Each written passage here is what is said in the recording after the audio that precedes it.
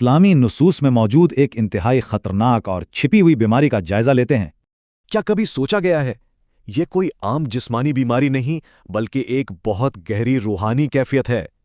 سورۃ البقرہ یعنی قرآن کے دوسرے باب کی 10ویں آیت اس پیچیدہ کیفیت کی اصل جڑ بتاتی ہے۔ متن صاف بتاتا ہے کہ یہ پراسرار بیماری کہیں اور نہیں بلکہ سیدھا انسان کے دل میں ہوتی ہے۔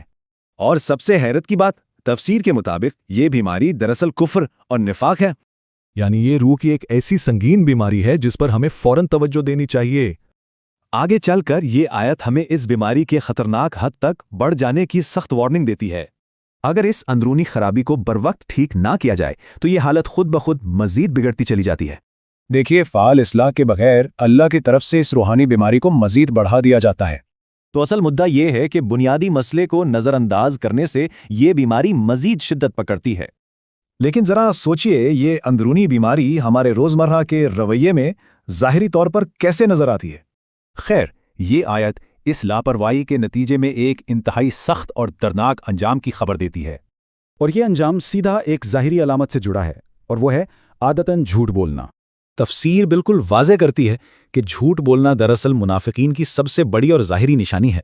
تو یہاں اندرونی نفاق اور ظاہری جھوٹ کے درمیان ایک بہت گہرا اور براہ راست تعلق بنتا ہے۔ اسی لیے جھوٹ کو پہچاننا اور اس سے ہر حال میں بچنا ہمارے لیے بے حد ضروری ہے۔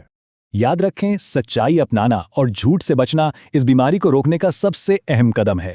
اس طرح اندرونی نفاق، ظاہری جھوٹ اور اس کے دردناک انجام کا مکمل خاکہ سامنے آتا ہے۔ ان تمام باتوں کا خلاصہ ہمیں ایک بہت واضح اور زبردست الہیاتی وارننگ دے رہا ہے۔ سچ تو یہ ہے کہ یہ آیت ہماری گفتگو کے ذریعے اندرونی خرابی جانچنے کا بہترین آلہ ہے۔ کیا اب بھی کوئی شک ہے کہ ہمارے روزمرہ کے الفاظ محض آواز نہیں بلکہ دل کا آئینہ ہے؟ تو اپنے الفاظ پر غور کریں۔ مزید ایسی ہی معلوماتی تجزیوں کے لیے لائک، شیئر اور فالو کریں۔